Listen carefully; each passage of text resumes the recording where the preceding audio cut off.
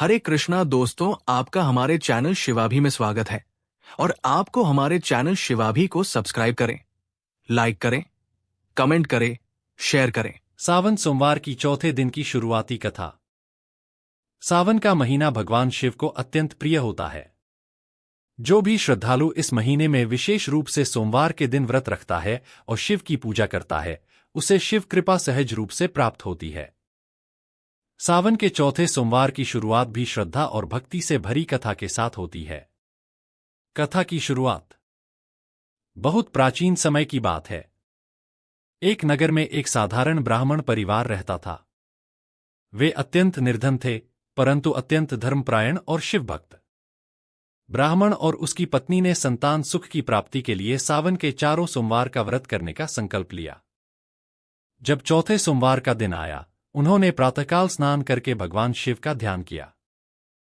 बेलपत्र, धतूरा, दूध और गंगाजल से शिवलिंग का अभिषेक किया।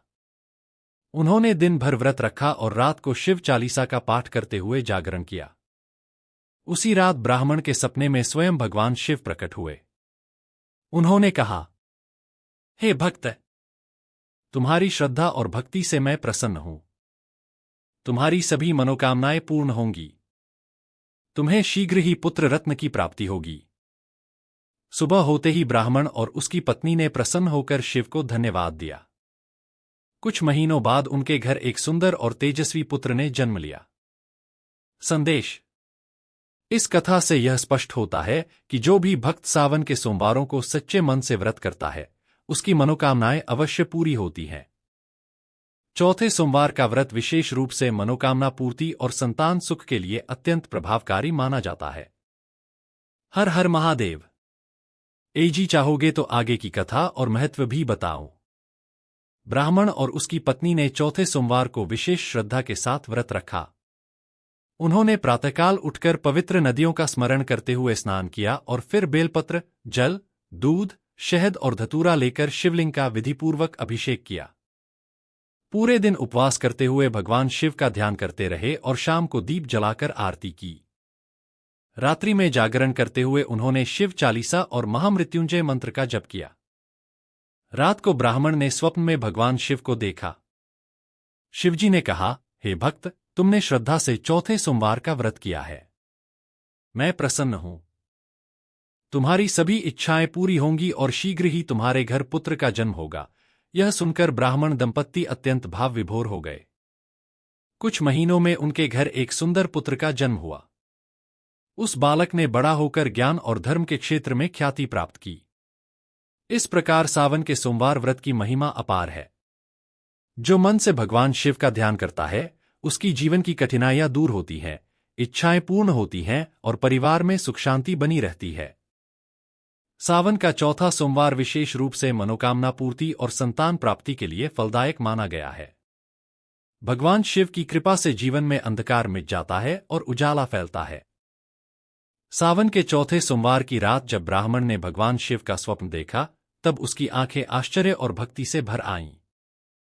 स्वप्न में शिवजी का तेज इतना दिव्य था कि ब्राह्मण उनकी ओर देखता ही रह गया। शिवजी ने आगे कहा, तुम्हारा तप और विश्वास अटल रहा, इसीलिए मैं स्वयं प्रकट हुआ हूं। अब तुम्हारे जीवन की सभी बाधाएं दूर होंगी। अगली सुबह ब्राह्मण और उसकी पत्नी ने अपने घर के पास के शिव मंदिर में जाकर भगवान को धन्यवाद दिया। पूरे गांव में उनकी भक्ति और शिव कृपा की चर्चा होने लगी। गांव वाले भी प्रभावित होकर व्रत करने लगे। शिवजी की कृपा से उस गांव में वर्षा समय पर होने लगी, फसलें लहलहाने लगीं और सभी घरों में सुख शांति का वास हुआ। इस कथा से यह भी संकेत मिलता है कि जब कोई व्यक्ति केवल अपने लिए नहीं, बल्कि दूसरों के कल्याण के लिए भी प्रार्थना करता है, तब भगवान की कृपा और व्यापक हो जाती है।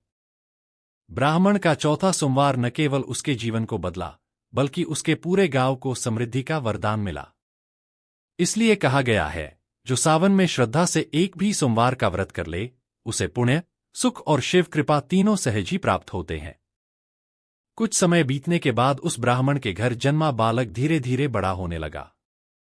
उसमें बचपन से ही विशेष गुण दिखाई देने लगे। वह बुद्धिमान, विनम्र और धर्म में निष्ठावान था।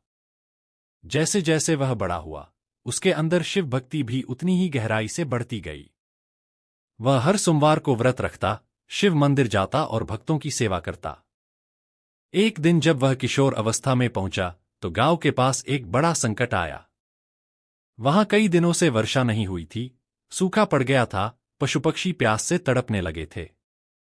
लोग व्याकुल होकर भगवान से प्रार्थना करने लगे।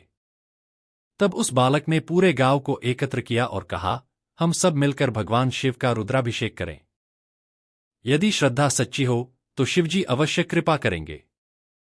गांव के सभी लोग उस बालक के नेतृत्व में जुटे। उन्होंने पूरे विधि विधान से शिवलिंग का जल, दूध और गंगाजल से रुद्राभिषेक किया। पूरी रात भजन कीर्तन और शिव नाम का संकीर्तन हुआ। जैसे ही सुबह हुई, आकाश में काले बादल घिर आए और थोड़ी ही देर में मूसलधार बारिश शुरू हो गई। गांव के लोगों ने राहत की सांस ली और सबने माना कि यह चमत्कार उस शिवभक्त बालक और शिव कृपा का फल था। इस घटना के बाद वह बालक दूर दूर तक शिवदत्त नाम से प्रसिद्ध हुआ और लोगों को शिव भक्ति, सेवा और धर्म का मार्ग दिखाने लगा। उसकी कथा आगे चलकर कई जगहों पर कही जाने लगी और सावन सोमवार की महिमा और भी फैल गई। भगवान शिव अपने भक्तों की सच्ची पुकार कभी अनसुनी नहीं करते, बस मन निर्मल हो और श्रद्धा अटल। शिवदत्त जैसे जैसे बड़ा होता गया, उसकी ख्याति भी चारों दिशाओं में फैलती गई। राजाओं तक उसके तप और शिव भक्ति की चर्चा पहुंची। एक दिन एक समीपवर्ती राज्य का राजा, जिसकी रानी को वर्षों से संतान नहीं हो रही थी, शिवदत्त के पास आया। उसने हाथ जोड़कर कहा, हे महामुनि, मेरी पत्नी और मैंने हर उपाय कर लिए, लेकिन हमें संतान नहीं मिली। कृपा कर मार्ग बताइए। शिवदत्त मुस्कराया और बोला, हे राजन, श्रावण मास के शेष बचे सोमवारों का तुम और रानी सच्चे मन से व्रत करो। शिवलिंग पर जल, बेलपत्र और धतूरा चढ़ाकर प्रार्थना करो। इस बीच क्रोध, झूठ और अहंकार से दूर रहो। व्रत के अंतिम दिन कन्याओं को भोजन कराओ और शिव मंत्र का जाप करो। राजा और रानी ने वैसा ही किया। उन्होंने शिवदत्त के बताए मार्ग का पालन करते हुए पूरी श्रद्धा से व्रत रखा। अंतिम सोमवार के दिन उन्होंने शिव मंदिर में रुद्राभिषेक किया, दान पुण्य किया और शिवदत्त का आशीर्वाद प्राप्त किया। कुछ ही महीनों बाद रानी ने एक सुंदर और तेजस्वी पुत्र को जन्म दिया। उस दिन पूरे राज्य में उत्सव मनाया गया और शिवदत्त को गुरु की उपाधि देकर सम्मानित किया गया। इसके बाद शिवदत्त ने अपना जीवन लोगों की सेवा, भक्ति और ज्ञान के प्रसार में लगा दिया। वह लोगों को यही सिखाता रहा कि यदि मन सच्चा हो और श्रद्धा अडिग हो तो भगवान शिव असंभव को भी संभव कर देते हैं। इस प्रकार सावन सोमवार की यह कथा केवल व्रत की परंपरा नहीं, बल्कि शिव की कृपा की जीवंत अनुभूति है, जो आज भी सच्चे श्रद्धालु के जीवन को बदल सकती है। उम्मीद है आपको हमारी वीडियो पसंद आएगी और आपके लिए अच्छी वीडियो बनाते रहेंगे। जय श्री कृष्णा दोस्तों, धन्यवाद दोस्तों।